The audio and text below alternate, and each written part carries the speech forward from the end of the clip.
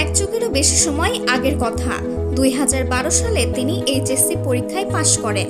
ফলাফল প্রকাশের আগের রাতে চিন্তায় ঘুমাতে পারেননি অভিনেত্রী সাফা কবির। ফলাফল কি হবে এই চিন্তায় তাকে সবচেয়ে বেশি ভাবিয়েছিল।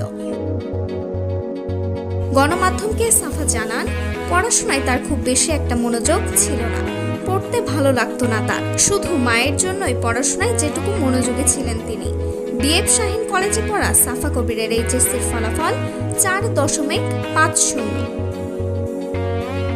2022 সালে ঢাকা সিদ্ধেশ্বরী ডিগ্রি কলেজ থেকে এইচএসসি দিয়েছিলেন অভিনেত্রী পূজা চেরি। এই নায়িকার জন্য এইচএসসি পরীক্ষার সময়টা বেশ চাপের ছিল, প্রায় শুটিংয়ে ব্যস্ত থাকতে হতো তাকে।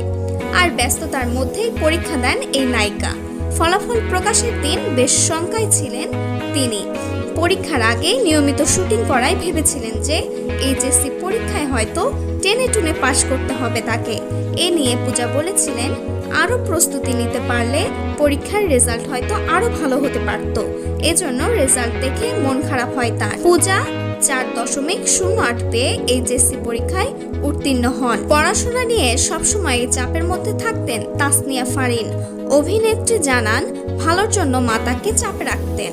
কখনো কখনো তিনি বলতেন, খারাপ করলে পড়াশোনা করে আর লাভ কি, বিকল্প ব্যবস্থা নেবেন তিনি।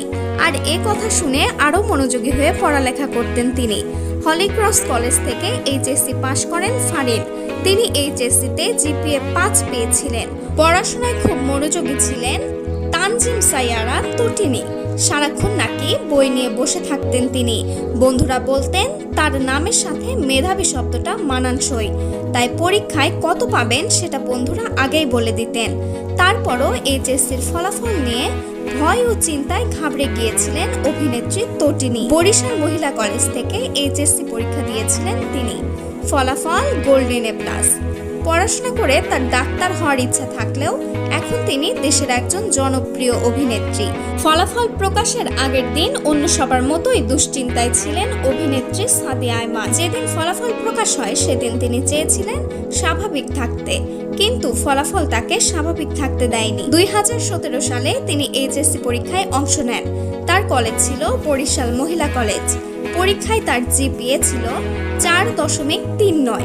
এ নিয়ে সাদিয়া আয়মান বলেছিলেন, রেজাল্ট দেখে তিনি খুশি হয়েছিলেন, তবে তার মা ভেবেছিলেন তিনি হয়তো A+ পাবেন, কিন্তু তা না পাওয়ায় কিছুটা মন খারাপ হয়েছিল তার মার। দিঘির জিপিএ কত তা নিয়ে শুরুতে নানা রকম গুঞ্জন তৈরি হয়।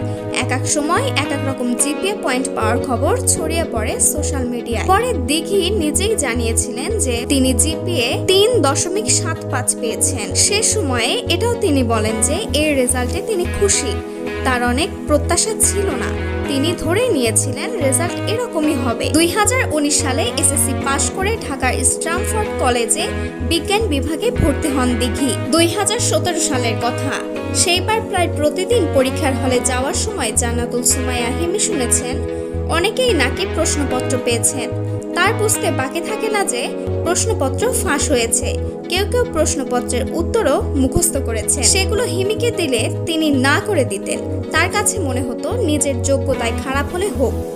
এ নিয়ে তিনি গণমাধ্যমকে জানান, সেবার ঢাকার কেমব্রিয়ান কলেজ থেকে একমাত্র তিনি তাদের ব্যাচ থেকে জিপিএ 5 পেয়েছিলেন। সঠিক এবং নির্ভরযোগ্য তথ্য পেতে অবশ্যই আমাদের চ্যানেলটি সাবস্ক্রাইব করে আমাদের পাশে থাকবেন।